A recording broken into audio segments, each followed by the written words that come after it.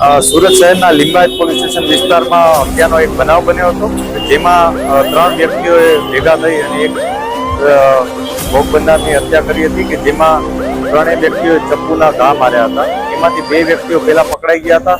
ત્રીજો, જે એનું નામ અબરાર ઉર્ફે લસ્સી છે, એની ધરપકડ પોલીસે આજે કરી છે અને આજે એના ફર્ધર પોલીસ કસ્ટડી પણ અમે મેળવી છે. ભાઈઓ દ્વારા અત્યારે એના જે રિકન્સ્ટ્રક્શન પંચનામું એ કરવામાં આવ્યું છે. સ્થળ ઉપર આવી અને અબજારે બતાવ્યું છે કે એને કઈ રીતના હત્યા નિપજાવી, કયા લોકો એની સાથે સામેલ હતા, ક્યાંથી ક્યાં એની મૂવમેન્ટ હતી. જેમ કે એને 3 જણાએ ભેગા થઈને ક્યાંથી ક્યાં આવ્યા હતા એ તમામ વિગતો પોલીસને અબજાર છે એ અગાઉ સ્નેચિંગના અને મારામારીના અને એ પ્રકારના અન્ય ગુનાઓમાં સામેલ હતો. 10 જેટલી એના ઉપર પોલીસ કાર્યવાહી કરવામાં આવી, જેમાં પાસાની પણ કાર્યવાહી થઈ. જે આ 3 વ્યક્તિઓ છે એ લોકોએ કબૂલાત કરી છે કે એની સાથે અન્ય એક વ્યક્તિ અશફાક ઉર્ફે કૌવા છે. એ કૌવાના કહેવાથી આ લોકોએ હત્યા નિપજાવી.